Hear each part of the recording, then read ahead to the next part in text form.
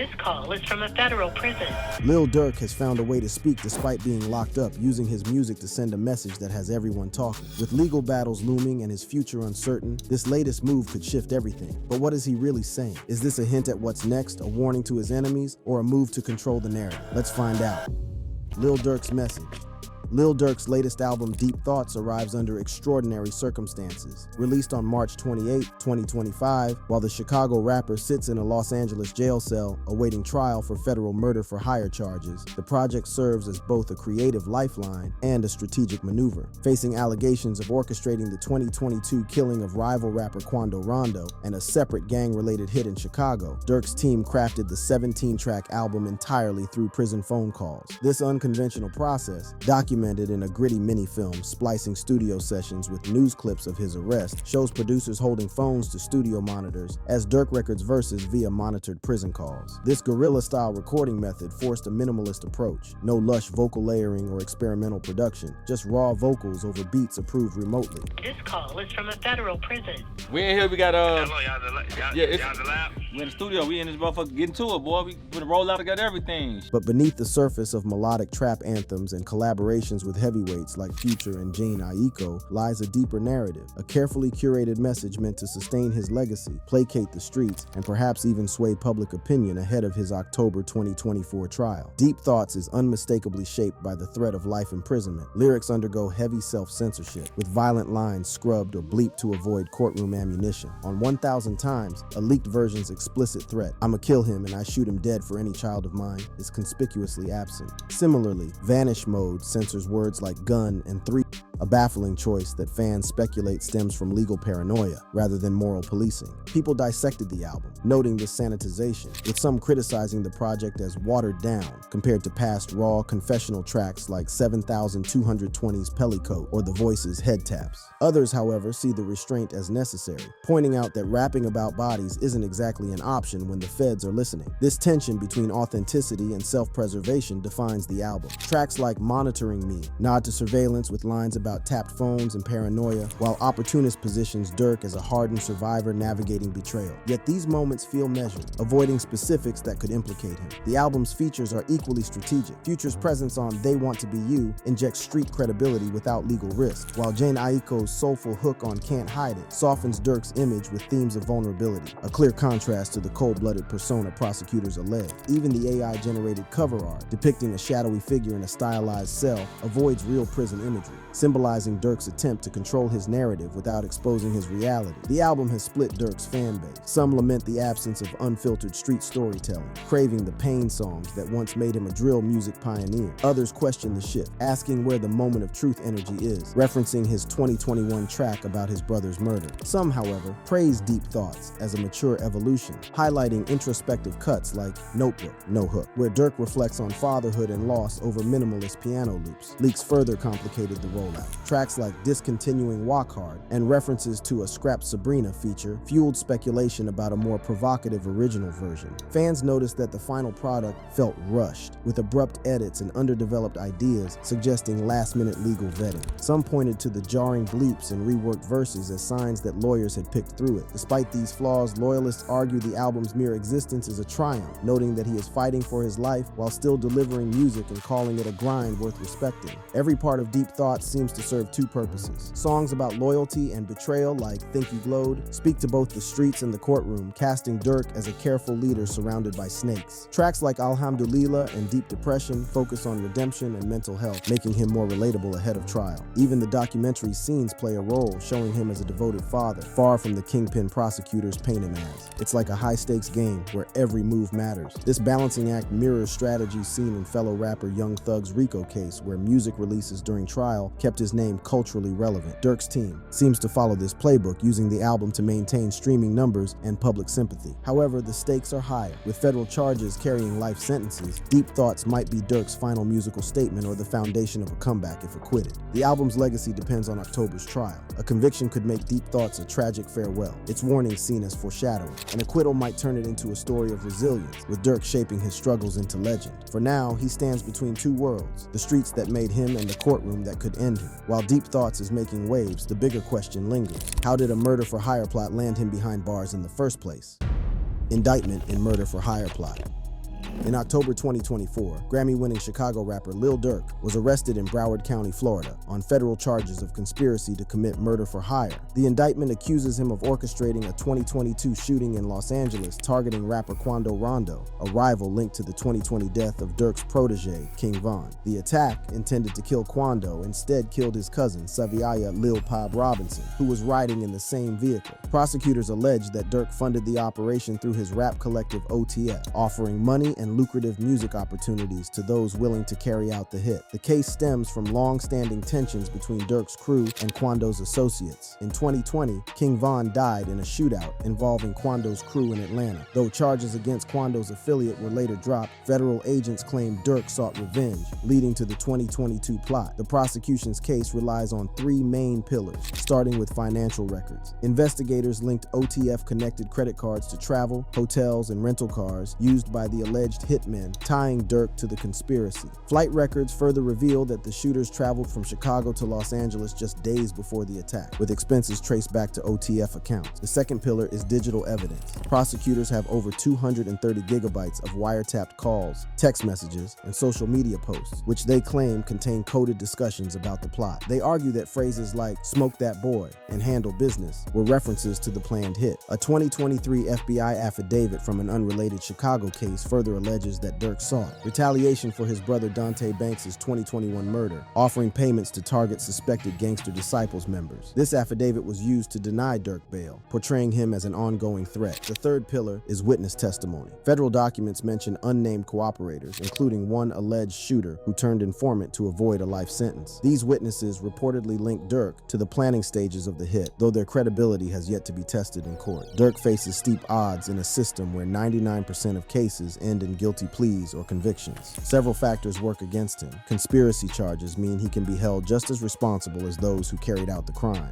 Firearm enhancements add mandatory minimum sentences, with one charge involving possession of a machine gun during a violent crime. Prosecutors also argue he's a flight risk, pointing to 3 booked but unused flights to Dubai, Italy, and Switzerland after his associates were arrested. His trial, initially set for January 2025, was delayed to October 2025 after both sides agreed the case was unusually complex. The defense will likely argue that Durk's name was misused on credit cards without his direct involvement, and that coded language in messages is artistic expression, not criminal intent. Unsealed court documents reveal a second alleged murder-for-hire plot in Chicago from 2022, where Durk reportedly sought revenge for his brother's death. Though not charged in this case, prosecutors used it to argue Durk's pattern of violence and secure pretrial detention. The affidavit cites texts discussing payments for the murder of Stefan Mack, a suspected Gangster Disciples leader. This parallel case complicates Durk's defense, as jurors may view it as evidence of a broader criminal mindset. Durk's case fuels ongoing debates about rap lyrics being used in court. Prosecutors plan to introduce his lyrics as evidence, a move criticized by experts like Eric Nielsen, who argues that artistic expression is being weaponized. Lines like "I'll pay $1 million just to see him dead" could be presented as confessions rather than creative storytelling. Politically, the fallout has been swift. Durk's $150,000 donation to Chicago Mayor Brandon Johnson's campaign faced backlash, with critics calling for its return. Meanwhile, suburbs like Broadview quickly revoked honorary keys to the city that had been awarded just weeks before his arrest, marking a rapid decline in his once celebrated public image. The hip-hop community is split. Supporters argue the case is circumstantial, pointing to Durk's lack of a violent criminal record and the absence of a smoking gun tying him directly to the shooting. Others see the indictment as inevitable, given OTF's ties to Chicago's drill rap scene and Durk's lyrical focus on street life. His arrest has already sent ripples through the industry. Deep Thoughts features tracks like Prayers Up and Untouchable, which fans see as references to his legal troubles. Meanwhile, high-profile collaborators like Drake and J. Cole have stayed silent, distancing themselves from the controversy. Durk's fate depends on 3 possible scenarios. A plea deal is the most common outcome in federal cases, potentially reducing his sentence to 20-30 years if he accepts responsibility. A trial conviction could mean life in prison, given the severity of the charges and strict federal sentencing guidelines. An acquittal is highly unlikely, but his legal team could challenge the credibility of witnesses or weaknesses in the digital evidence to create reasonable doubt. Durk's trial will decide more than just his freedom. If convicted, he becomes another example of rap lyrics being used as evidence. If acquitted, it fuels the argument that the system targets hip-hop artists. With the trial set for October 2025, the stakes couldn't be higher. While Durk is now indicted in a murder-for-hire plot, this isn't the first time his name has been tied to controversy.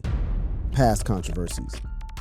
Lil Durk's career is caught between street life and rap fame, with both pulling him in different directions. From family struggles to long-standing feuds, his story shows how drill music's talk of loyalty and violence doesn't just stay in the lyrics, it plays out in real life. In 2023, Durk faced a bombshell allegation. His 10-year-old son and the child's mother were accused of shooting her boyfriend 6 times. Durk's son is watching all this. He's trying to get the gun out of her hand. The gun off his hip drops, and the son picks up the gun and shoots him in the stomach. Though no charges were filed, the incident went viral, with fans dissecting its ties to Durk's music. Social media exploded with jokes about how Durk might reference the event in a song, with users creating lyrics like, "Growing up in the trenches was tough, but it wasn't that bad. Had to sit down with my son. He shot his stepdad." Others quipped that the boy was baby threat, a nod to Chicago's violent youth culture. Critics called it a tragic example of how children in drill-centric environments normalize conflict, while supporters dismissed it as a private family matter. Either way, the incident became a symbol of how Durk's music, steeped in revenge and street codes, blurs with his personal life. Durk's rivalry with Chief Keef, Chicago's drill music pioneer, began in 2013. After Durk's arrest on gun charges, Keef allegedly refused to pay his $10,000 bail. Durk retaliated on Twitter, writing "GBE," targeting Keef's crew, and "You'd be dead if it wasn't for 300," a reference to their shared OTF 300 gang ties. Though they briefly reconciled, tensions reignited in 2015 when Durk dissed Keef on the Chirac remix.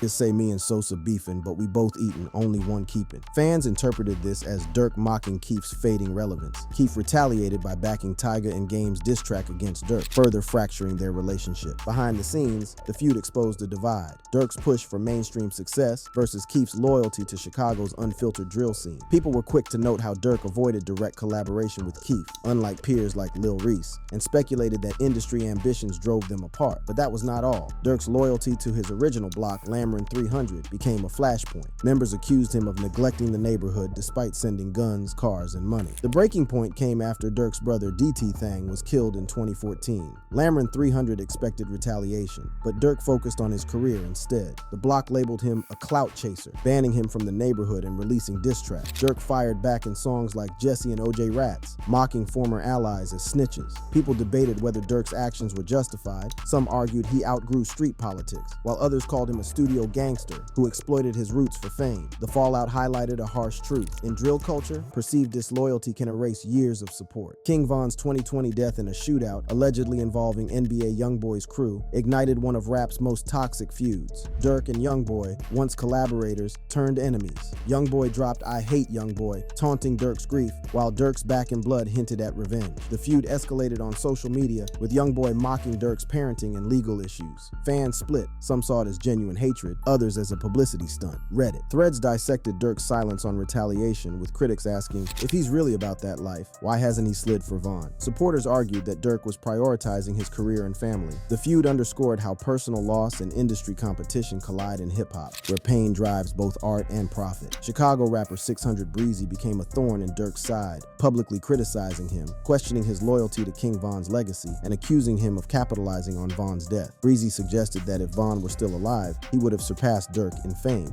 And you know what I'm saying, was living in a hellhole and came home and boom.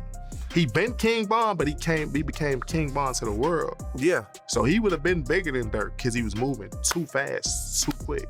While Durk never directly responded, Breezy's repeated attacks painted him as someone trying to stir controversy for attention. Social media users noted how this feud mirrored drill's broader issue, artists using real trauma for clout. While some fans enjoyed the drama, others called it exploitative, arguing it perpetuates violence in already struggling communities. Durk's music has repeatedly landed him in legal jeopardy. Lyrics about shootings and revenge were cited in court cases, blurring the line between art and confession. Critics argued this validated concerns about the drill's influence, while supporters called it racial bias, citing how rock artists aren't punished for fictional lyrics. Fans and critics remain split on Durk's authenticity, with online debates dissecting his every move. Supporters point to his early mixtapes like Signed to the Streets and the loss of his brother as proof of his roots. Detractors, however, highlight his industry connections, luxury lifestyle, and lack of direct retaliation for Von, as signs he's not as street as he claims. Even his philanthropy, such as scholarships for Chicago youth, sparks debate. Some see it as genuine giving back, while others view it as an attempt to buy Lil Durk's career is a paradox. He's a father entangled in violence, a rapper accused of abandoning his block, and an artist whose lyrics haunt him legally. His feuds reveal rap's thin line between authenticity and performance. Meanwhile, legal battles over his music ask if artists can ever separate art from reality. While Durk has been embroiled in past controversies and remains entangled in new ones, the bigger question is what comes next for him amid the mounting legal and industry pressures. What's next for him? Lil Durk was once a titan of Chicago's drill scene and a chart-topping rap phenomenon, now faces a defining chapter in his life as he navigates a labyrinth of federal charges that threaten to dismantle his career, freedom, and legacy. Indicted for murder for hire in connection with the 2022 killing of Lil Pab, a botched retaliation plot targeting rapper Quando Rondo Durk's future hangs in the balance. With an October 2024 trial date looming, the rapper's legal team, career trajectory, and cultural imprint are under unprecedented strain. At the core of Durk's predicament is the federal murder for hire charge, which carries a maximum penalty of life imprisonment or, in rare cases, the death penalty. Prosecutors allege Durk financed the Los Angeles shooting through his OTF collective, using credit cards linked to the group to fund travel, weapons, and accommodations for the alleged hitmen. The prosecution's case leans on a trove of evidence, over 230 gigabytes of digital data, financial records, and testimony from cooperating witnesses. Federal conviction rates exceeding 90% tilt the odds against Durk, leaving his attorneys with limited avenues. One plausible route is negotiating a plea deal to avoid a life sentence. I think they're gonna come with 50 just to start off with. 50 years. Just to start off with. And if they blow that, they're gonna go up. And if they blow that, it's gonna be like life. It's just gonna be life. I don't think they're gonna death penalty nobody no more. However, even a reduced charge could mandate 20-30 years due to the crime's severity and its fatal outcome. Plea negotiations would require Durk to admit culpability, a move that might preserve his life but shatter his street persona. Alternatively, his team could contest the evidence, arguing that OTF associates acted independently or that Durk's lyrics about violence were artistic expression, not criminal intent. This defense risks failure as courts increasingly permit rap lyrics as evidence, a trend critics argue criminalizes black artistry. A darker possibility is the case expanding into a RICO indictment, adding charges tied to gang activity and additional co-defendants. Such a move would mirror cases like Young Thug's ongoing trial in Atlanta, where prosecutors weaponized lyrics and affiliations to paint a broader conspiracy. For Durk, a RICO charge would prolong proceedings, increase legal costs, and amplify the threat of lifetime incarceration. Durk's current reality is confinement in a federal detention center, denied bail due to perceived flight risk. Prosecutors highlighted his attempt to book international flights to Dubai, Italy, and Switzerland after associates were arrested, framing him as a fugitive threat. Without bail, Durk cannot directly oversee his music empire or OTF brand, forcing reliance on pre-recorded material and proxies. His 2025 album Deep Thoughts, released post-arrest, exemplifies this strategy, a project pieced together via prison phone calls and prior recordings. However, new music will lack promotional tours, viral videos, or industry events, stunting its commercial reach. Financially, the costs are staggering. Legal fees for federal defense attorneys often exceed $1 million, compounded by lost revenue from canceled tours and dormant endorsements. Durk's lucrative partnerships with brands like Fashion Nova and Cash App may dissolve as companies distance themselves from controversy. Meanwhile, OTF's stability wanes without his leadership, risking internal fractures as affiliates jockey for influence or abandon the collective. Durk's absence creates a vacuum in the drill scene, where his melodic trap anthems once dominated streaming platforms. While he may drop pre-recorded tracks, his inability to engage fans on social media, perform live, or collaborate in studios will erode his relevance. Collaborators like Morgan Wallen, who featured Durk on the hit Broadway Girls, and Drake, a frequent studio partner, might avoid public association to protect their brands. Industry relationships painstakingly built over a decade could unravel overnight. Yet incarceration hasn't silenced all artistic output. Figures like Young Thug and T Grizzly have released music from jail, leveraging loyal fan bases. Durk could follow suit, but his success hinges on maintaining authenticity. If perceived as washed or out of touch, his music risks flopping, a devastating blow for an artist whose 2023 album Almost Healed debuted at #3 on the Billboard 200. Durk's career was built on a foundation of street credibility, with lyrics chronicling Chicago's violence and survival. However, federal charges test this narrative. The Free Smirk movement, led by diehard fans, clashes with critics accusing him of hypocrisy, profiting from street tales while evading accountability. liability. Should Durk accept a plea deal, he risks being labeled a snitch or soft, accusations that could alienate his core audience. Conversely, fighting the charges and losing might martyr him in the streets, cementing his status as a real one who refused to fold. Federal cases often hinge on cooperation, with prosecutors offering leniency to lower-level players in exchange for testimony. Durk's co-defendants, alleged shooters, and OTF affiliates may flip to avoid life sentences, a scenario that could spawn snitching. Rumors. For instance, if an associate claims Durk directly ordered the hit, his defense would crumble. Such testimony would also inflame street tension, painting Durk as a liability and inviting retaliation against his family or crew. Durk's legacy teeters between two extremes, rap legend or a hard lesson. A conviction would frame him as another artist consumed by the violence he rhymed about, akin to King Von or FBG Duck. An acquittal, however unlikely, could elevate him to survivor status, a symbol of resilience against systemic targeting. His influence on Chicago's drill scene adds another layer. As the genre's last mainstream torchbearer, his downfall might stifle its national relevance, though rising artists like Lil Zay Osama or C. Honcho could fill the void. Conversely, a prolonged legal saga might mythologize Durk, embedding him deeper into hip-hop lore. While the death penalty is theoretically applicable in murder-for-hire cases resulting in death, federal executions are rare. Only 16 have occurred since 1988. Durk's lack of prior violent convictions and the case's circumstantial evidence make this outcome improbable. However, its mere possibility shows the trial's gravity, adding psychological weight to proceedings. As October 2024 approaches, Lil Durk confronts a juncture where legal, cultural, and personal stakes collide. A plea deal offers survival at the cost of reputation. A trial gambles freedom for legacy. And the specter of RICO expansion threatens to engulf his entire circle. His music, once a soundtrack of Chicago's streets, now risks becoming a eulogy for his career. For now, all we can do is wait and see how it all plays out. And that brings us to the end of the video. Thank you for watching. If you enjoyed watching this video, click on one of the boxes playing on your screen to watch more similar content.